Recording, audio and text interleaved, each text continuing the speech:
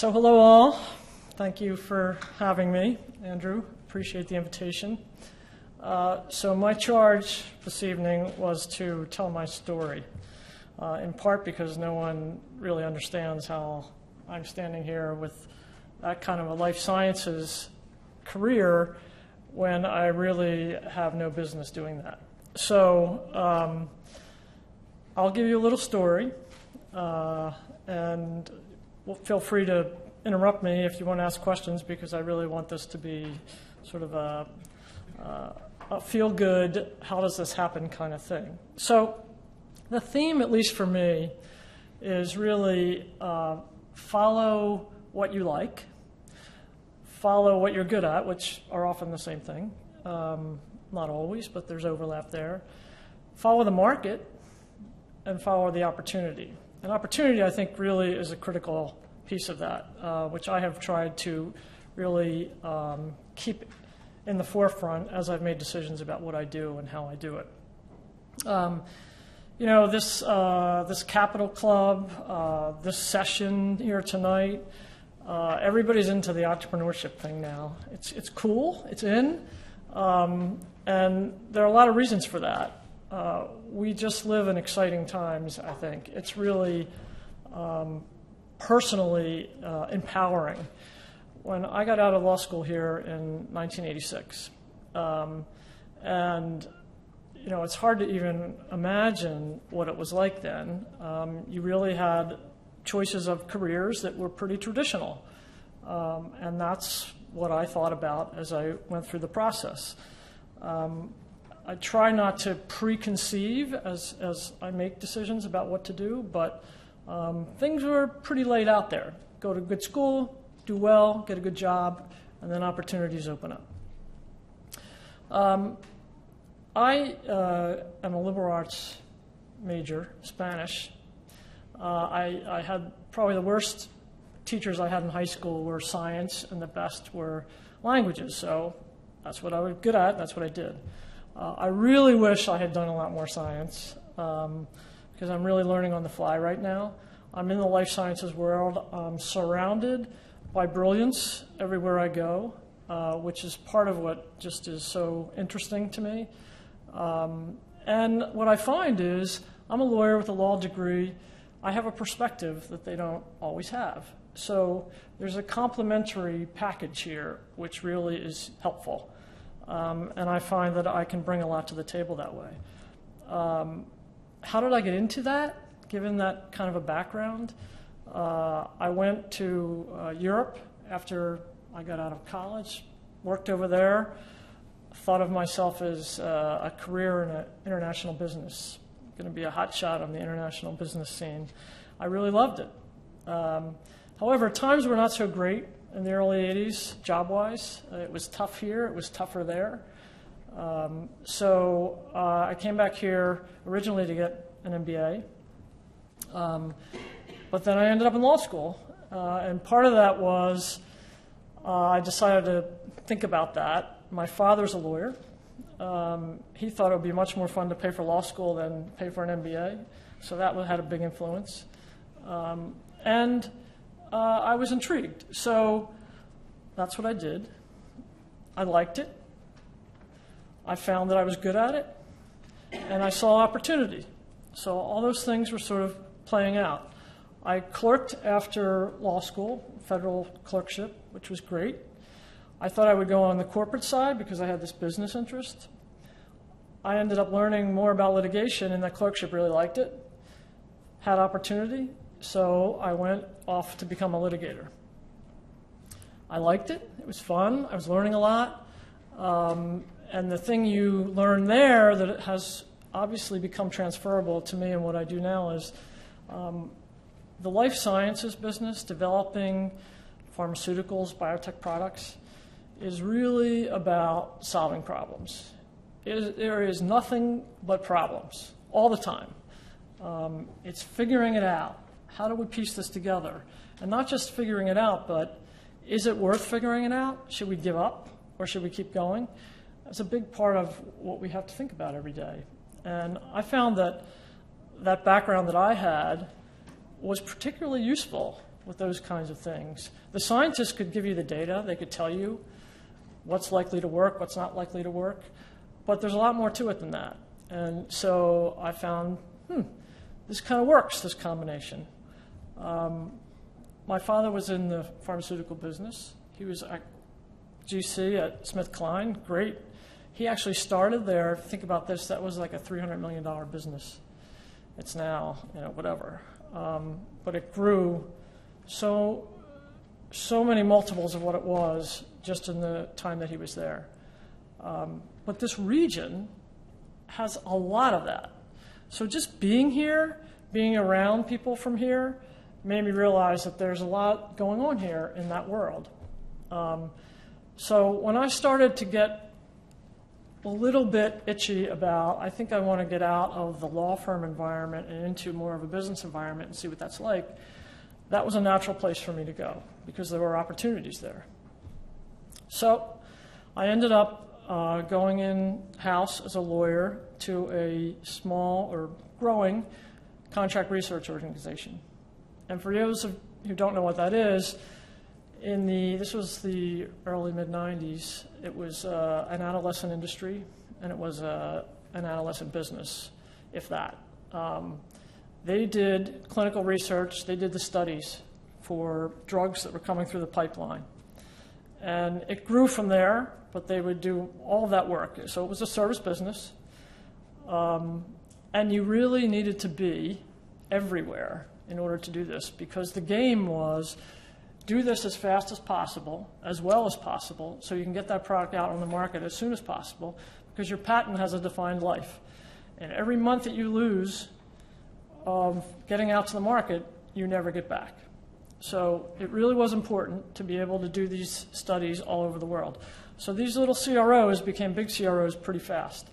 And this one happened to be the fourth largest at the time. We went public shortly after I got there through a reverse merger. So now, Little Miss Spanish Major Litigator is a GC of a public multinational company. So I quickly called Morgan Lewis and said, I have to do a proxy. I don't know what the hell I'm going to do. I don't think I ever read a proxy, let alone knew how to do it. And so I learned. And that opportunity there was phenomenal on many levels. I learned a lot about being a lawyer in that kind of environment. I learned a lot about clinical development. I learned a lot about dealing with the FCC, about building a management team, about buying companies all over the world, about managing offices in these companies all over the world. Russia was undergoing change at the time. We had an office over there when, what's his name, Boris Yeltsin was president, and we thought things are opening up. They were writing a whole new code that was going to be just like Delaware. And I realized then that you can write anything you want, but paper is only paper if you don't have the infrastructure and the understanding of how to do it. It took about 6 months to learn that process with what was going on over there. But it just was an incredibly fast-moving environment, and it was a perfect place for me at the time. It was a fantastic opportunity because it was there for the taking. We worked really hard in those days. I had 3 little kids. I worked actually part-time when I started there, which was unusual. I started that in the law firm, and that was kind of a new, crazy thing to do. But, I had 3 babies under 4 at the time, and it worked out. And so in that environment, I really realized that it was chaotic, it was crazy, and it was very entrepreneurial. I didn't even know what that really was before. And I realized I liked it. I could thrive in that. And you could actually get a lot done. Now, the people that came from the pharmaceutical industry into that environment, I came from a law firm. Law firms, you work like a dog, you're an associate, you get beat up, you grow. It's a service business. Pharmaceutical industry back then was still in the heyday. They were paid well, they were treated well, 5-star hotels when you travel. You were the king of the mountain. So then you come to the other side of the fence, and you are working for what you used to be. And most of the people that did that had a very difficult time. In fact, I heard more than one say, I think I've died and gone to hell. I was like, huh. It's a service business. It's what I was used to. It wasn't really a big change for me, except I thought it was easier. So it really comes down to circumstances sometimes. And there were about 50% of those people that survived in that environment that came from pharma, and about 50% that didn't last, and they just moved on. So after a while, we had that thing going pretty well. And the founder of that business was a scientist from SmithKline. She was crazy in terms of entrepreneurial spirit, but she decided it was really time for her to get out. She needed to cash out. It was a venture-backed business, so we were going through that whole process. And we decided to look around for suitors, and we eventually did sell the company. And while we were going through that process, she and I started to talk. Well, okay, so now we've done this. The CRO thing, the service side, it's a tough business. 2 hands on that steering wheel. If you're really good, you'll make 10% margins. It was hard. We thought, let's get on the product side. That sounds a lot better. We know how to develop products. We know how to go through the whole process. All we need is money. So let's do it. So when that business was sold, we decided to start our first pharmaceutical company. And the idea was, okay, we'll try to find something, some sort of development stage technology or product in a therapeutic area where we thought big guys didn't own it and a small company could thrive. Because what we wanted to do was take something from the beginning, develop it through, get it FDA approved, build the commercial side of the business, and build. And at that time, this was 1999, that was possible to do with venture capital, meaning they didn't force you to sell too early. And in life sciences, the numbers that you were hearing in this panel before of the kinds of money that was going in first round, Series B, you need a lot more money for this. So we went to an investor that we had done well by in the previous business, which is a good way to do it, and presented him our model. We decided that we were going down the route of urology because urology was not owned by the big guys. And we actually found our first opportunity by we were researching really neurology and urology and looking around. It wasn't so easy to do research in those days because you just couldn't jump online and find everything you wanted. It's hard to remember that. But we were traveling, ran into an old friend of ours in the airport waiting for a flight. He was an MD from SmithKline. We started talking. It turns out he was working in a little drug delivery company up in New Hampshire and was going up there. And we decided that maybe this technology that he had might work with something that we were looking at because we've been negotiating with Abbott and they were becoming difficult, and we thought we could just build it ourselves if we had our own technology. So in that little airport meeting, we had the beginnings of a deal. We actually did license technology from him, and off we went. That was the beginning of that company. The financing, when we built our model of how this was going to work, we built it because we had a CFO who came out of Big Pharma. And he said, well, we'll just do a risk-adjusted. So we looked at how long we thought it would take to get the product through the development cycle, get on the market, what we thought the market would be, how quickly it would sell. Came up with what we thought was today's value of, I don't know, I can't remember the exact number, 40-ish million. So we walked into the VC and said, okay, well, here's what we're planning to do. We think it's got a valuation of 40 million. And I'll tell you, the fact that he did not laugh, I've never forgotten that very nice thing he did for us. Because actually companies like that are really, for the most part, maybe 3 million is the typical valuation, regardless. So He very nicely said that, well, they didn't actually do that sort of thing, but he'd be happy to introduce us to maybe some of his friends that might. You never know. So we thought about it some more, did a little more homework, and quickly learned what the real deal was, and did a very nice Series A transaction with this investor, and ultimately got our first $25 million that way. Because we had made money from him before, he really wanted to work with us, we really wanted to work with him. So that was the beginning of what became Auxilium Pharmaceuticals, and we did exactly what we had hoped to do. So we needed a lot of money, so we did 4 private rounds, and then we went public after we had gotten our product approved and on the market. So for me, the opportunity was, okay, I started out as the lawyer there. I then ended up, and Sarbanes-Oxley came along in the middle of all that, so we needed all of that, went with that. We needed to have the QA outside of the operation, so I ran that. I started running business development and some of the multinational functions. So it was a great opportunity for me, and I didn't have to do that. I could have very happily and easily just stayed in my box. But again, this was an entrepreneurial environment, growing fast. It was a way for me to grow in ways beyond just being a lawyer. And that's what I wanted to do. So that worked out pretty much the way we had hoped. We took that company public, so that was the first time I had gone through that process. It was the last time we had done it in a reverse merger. That was interesting.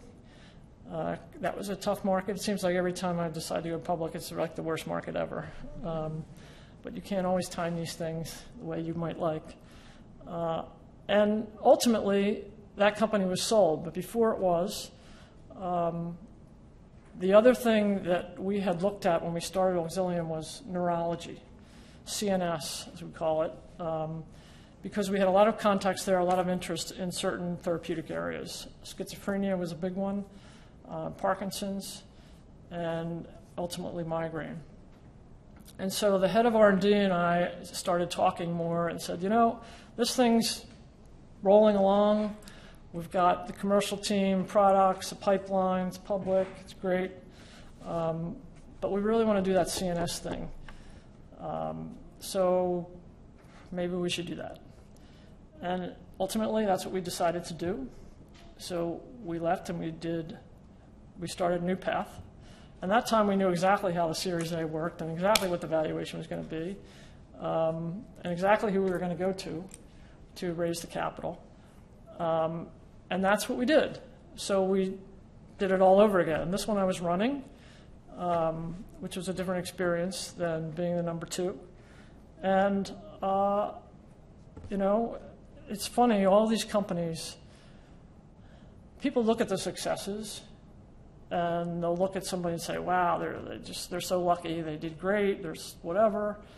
But almost every single one of these has had at least one near-death experience, and much trauma and much drama along the way. It's just the way it is. And so you have to have the stomach for that. It also helps if you know that that's coming and you're not the only ones in the world with this, you know, situation.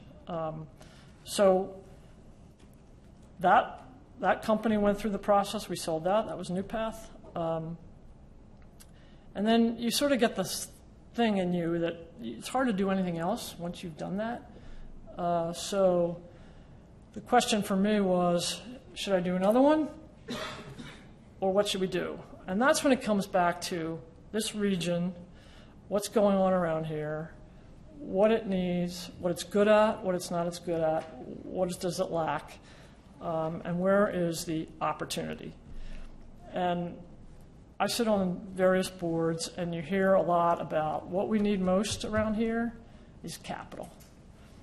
And it's not just capital for life sciences, capital for all these businesses.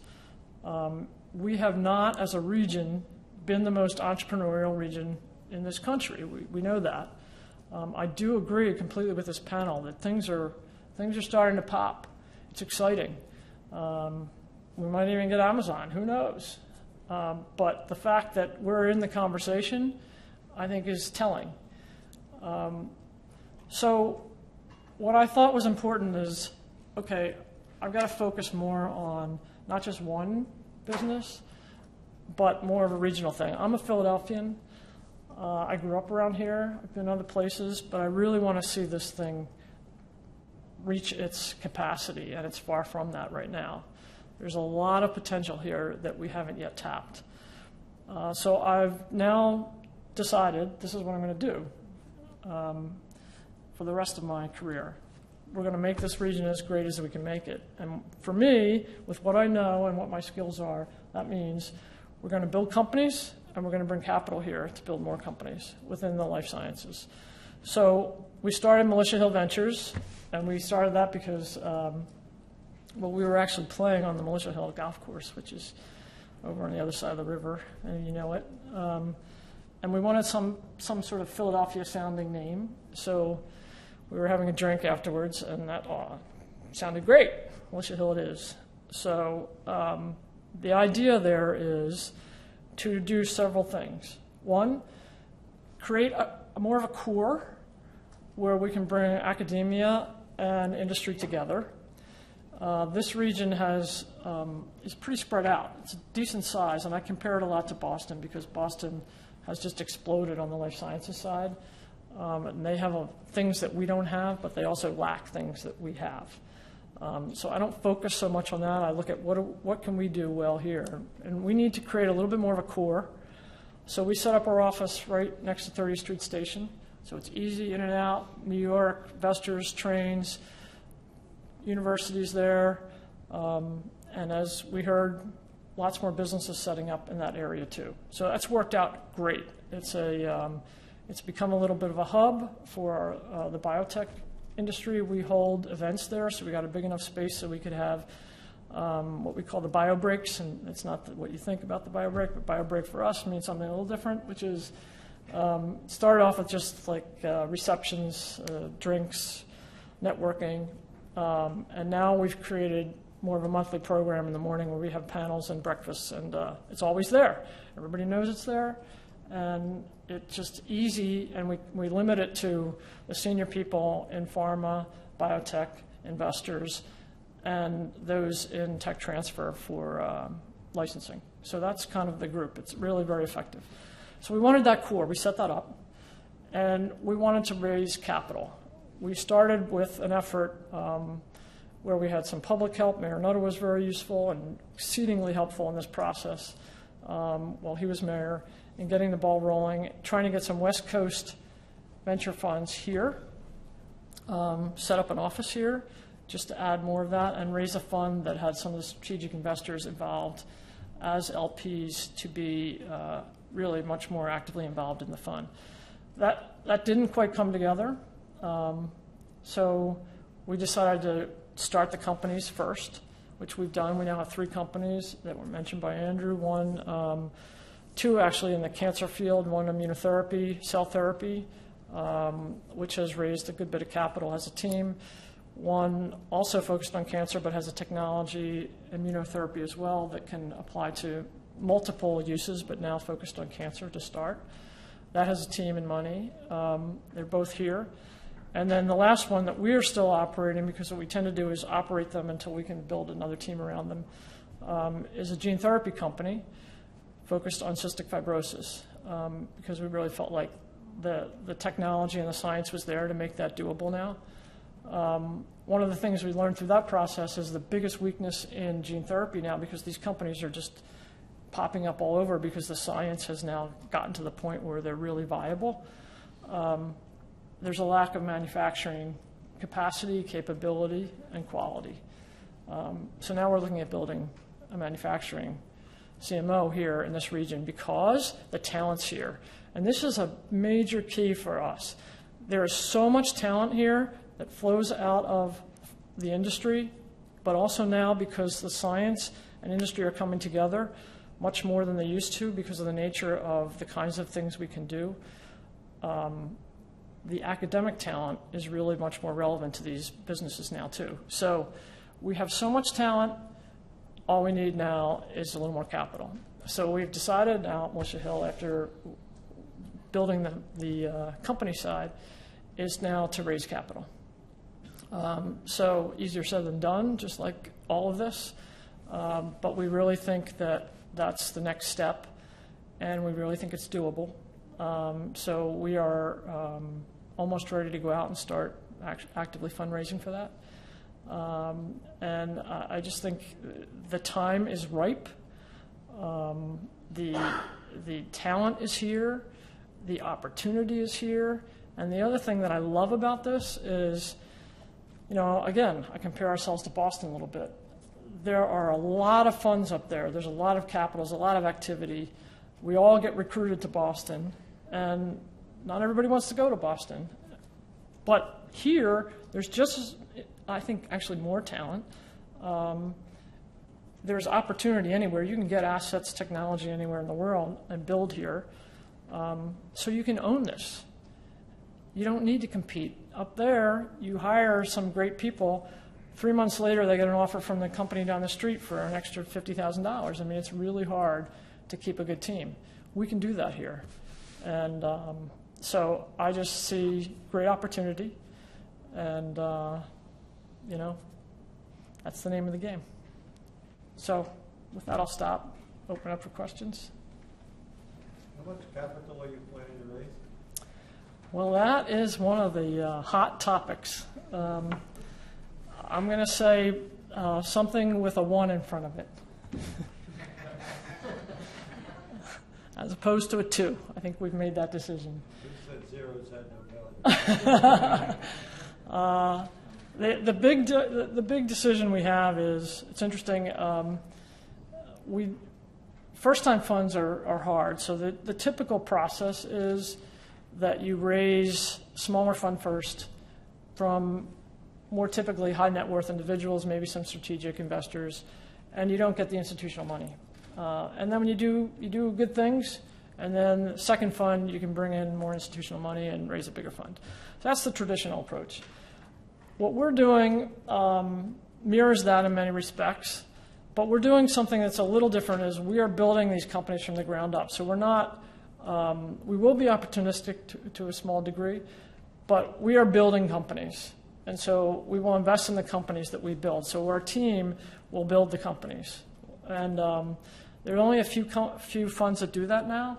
They make much more returns. The returns are much better than the other funds. And there's a lot of reasons for that. And you have to have the operating background to be able to do that effectively.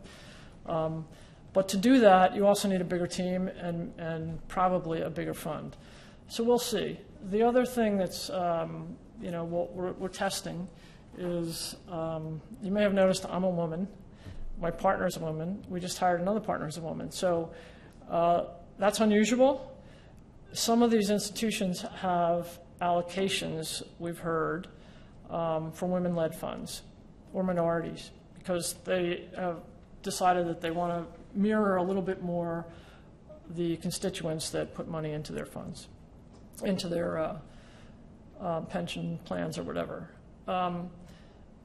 I think most of that is probably talk, but there are a few places where they actually have allocations. And if that's the case, then I think we've got a shot first time around to maybe attract some of that. But we'll have to wait and see.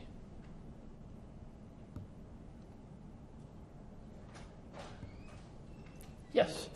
My name is John Brennan. I'm a second-year student here. What is, besides some of the tangible, classwork, what are some of the other skills that you picked up in law school that you're still using today in your role here? It's funny.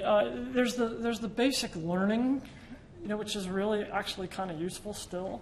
But a lot of it is, I know this sounds cliche, but the way you think.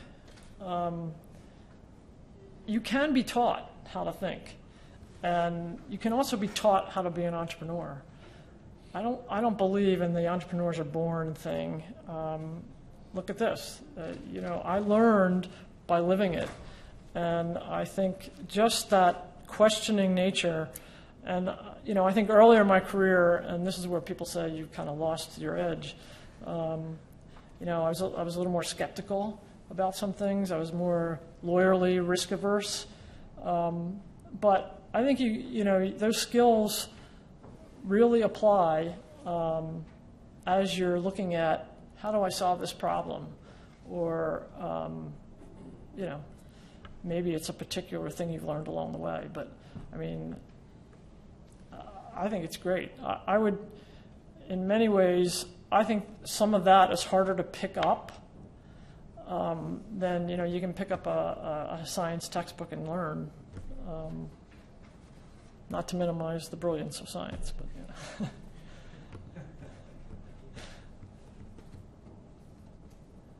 If you're an entrepreneur, how do you evaluate the science, right? How do you pick the product, what it is that you're going to go after, and how do you decide? I turn around and say, okay, brilliant scientists, what do you think? It's all about the team effect. And I think that's a key to being successful, and no matter what it is. You can't do it yourself, but you have to know yourself, know your skills, know what you can do, know what you can't do, be honest about that, and build around that. So every team looks different, really. When you're looking at building a company, you can say, well, there's this box, this box, but they're all different. It's who's starting this thing, what are they good at, and then you build from there. So for me, obviously, I need that science. And it's not just the science, but you need to understand how the science becomes a product. And that requires drug development expertise. And so you need all of that. That, I have a lot of, but it's different in every therapeutic area.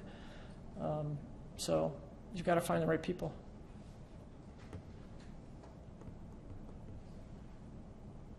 Any other questions? All right. Well, thank you very much.